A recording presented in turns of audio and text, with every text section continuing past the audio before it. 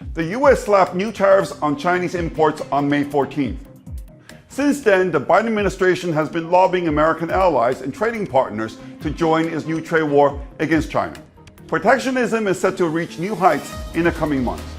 Which side has the upper hand in the new trade war? What does it mean for the global economy? What does it mean for stagflation risk and interest rates? Which currencies will do well and which will not?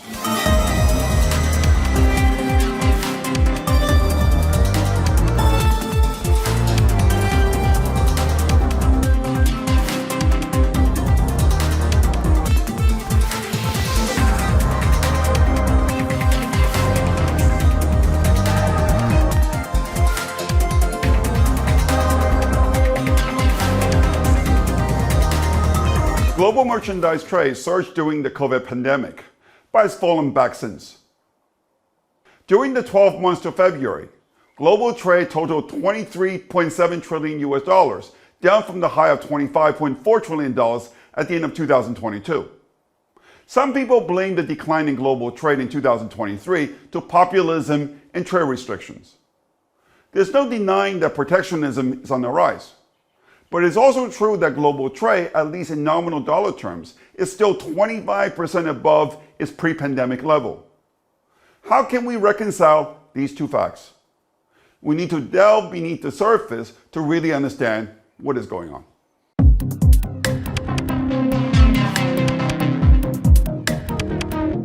By definition, world exports have to equal world imports. We can break down world imports between imports by advanced economies and imports by emerging and developing economies. What this chart shows is that over the past 2 years, imports of the advanced economies have declined more than imports of emerging and developing economies. Could this be evidence of protectionism? Not necessarily. The imports of advanced economies went up much more during the pandemic than the imports of emerging and developing economies. So it is not too surprising that they also went down more as the effects of the pandemic dissipate. Looking at the imports of the major advanced economies, the UK and Japan stand out from the rest. But recession and a yen in free fall are likely the culprits for their weak imports, not protectionism. So where is the evidence of protectionism?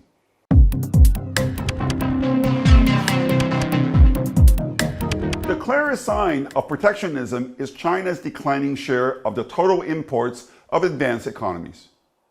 In the 12 months to February, imports from China as a share of the imports of advanced economies fell to just 13%, the lowest in 10 years. This drop is especially steep in the case of the US. China's share of US imports fell hard in 2019 following the imposition of the Trump tariffs. It's fallen no less since late 2022 under Biden. If the US is reducing its reliance on Chinese imports, is there any evidence that this is also going on with other advanced economies? Not really. In the case of Canada, UK, and Germany, China's share of their imports have returned to pre-pandemic levels. Over the past year, Japan's imports from China have been actually growing faster than its overall imports. What this says is that as much as American allies have been sounding tough on China, their demand for Chinese imports has not been affected, or at least not yet anyway. Meanwhile, China is selling more to emerging and developing countries. In the 12 months to February, China's share of imports of emerging and developing countries rose to nearly 19%, up from 17% just before the pandemic. Part of the increase in Chinese exports to emerging and developing economies probably ended up in the US. But part of it no doubt represented a genuine increase in Chinese market shares in these countries. For example, Russian imports from China grew nearly 50% in 2023. Chinese share of imports of Saudi Arabia has increased sharply over the past 5 years. Chinese cars now represent 20% of Mexican domestic market.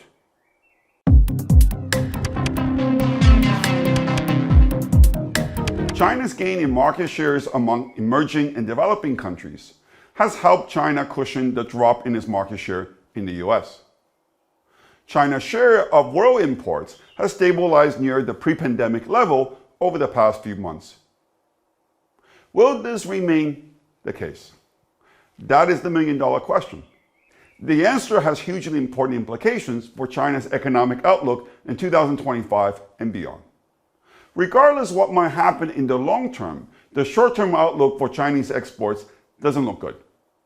The US is no longer satisfied with cutting its own imports from China. Lately, it is pressuring its allies and trading partners to do the same. Under pressure from the US, Mexico announced last month new tariffs on 544 products entering Mexico that increased import costs by 5 to 50% that would affect imports from China in particular.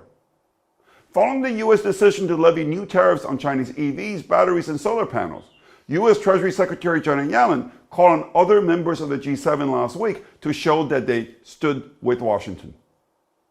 I predicted 2 weeks ago that the European Union would announce tariffs of its own on Chinese EVs before the June 3rd deadline. I am still standing by my prediction. If I'm right, my guess is that China will retaliate, which will spark a major trade war.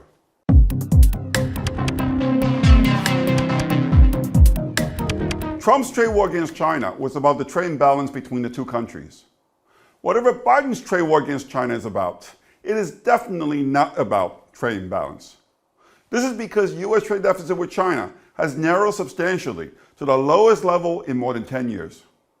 Indeed, US trade deficit with China now accounts for just 25% of the overall US trade deficit, the lowest in nearly 20 years. A fall in US imports from China is the main reason for the reduction of US trade deficit with China. But the fact that China has not cut back its imports of US goods in retaliation also helped. Will China cut back its imports of US goods and services in a new trade war? What China imports from the US are stuff that China does not produce enough, like soybeans, or not at all, like jet engines and semiconductor manufacturing equipment. China does not import that much from the US, but there is not too much scope for import substitution. China does not have much economic leverage against the US in a new trade war. Moreover, it's probably safe to assume that China would not want to give the US more excuse to impose additional tariffs or barriers against Chinese exports to the US that remains China's biggest export destination.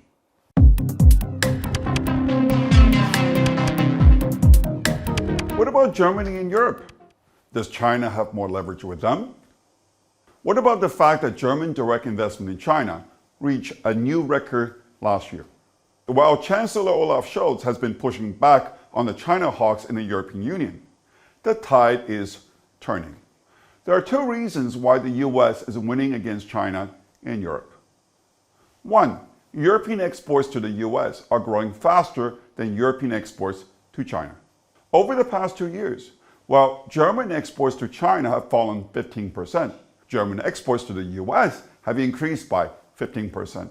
As a result, German exports to the US are now more than 50% higher than German exports to China. By the way, it is not just Germany that's becoming more dependent on the US. In the 12 months to February, exports of advanced economies to the US as a share of total exports of advanced economies rose to the highest level in more than 15 years. Two, the war in Ukraine is making Europe more beholden to American money and American military clout. What all this means is that China will likely face an increasingly united front between the US and Europe, not to mention Japan under Prime Minister Fumio Kishida.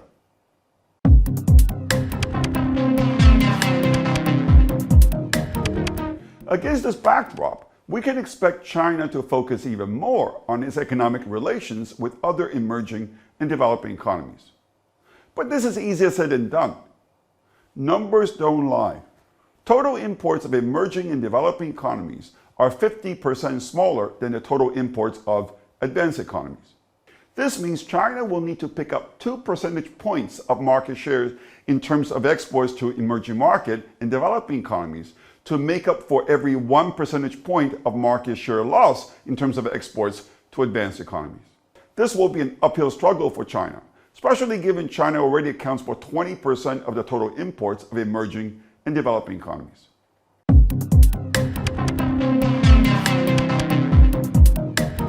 I think the world is on the verge of a new trade war. Unlike the trade war under Donald Trump, which pitted the US against everyone else, the new trade war is pitting the US and its allies against China. My analysis suggests that in this new trade war, the US and its allies have the clear upper hand. I think the only thing China can do that won't shoot itself in the foot is to cut interest rates and devalue the RMB to help absorb spare capacity and to ease the depressed profit margins of its exporters. My prediction is that Beijing has no other choice but to allow the RMB to fall further, especially against the US dollar. My prediction is that the US will win this round of the trade war, but the price for the US will be higher inflation and in reduced demand for US treasuries. Reducing America's dependence on cheap Chinese imports just means that US consumers will have to pay more for what they buy. This and likely continued reduction of Chinese holdings of US treasuries means higher neutral rate of interest, the so-called R-star, and higher term premium. My prediction is that the US-China trade war will only exacerbate the Russia-Ukraine conflict, the Israel-Iran conflict, and of course, the China-Taiwan conflict. My prediction is that in the end, it will be lose-lose for everyone. There will be no happy ending for either side.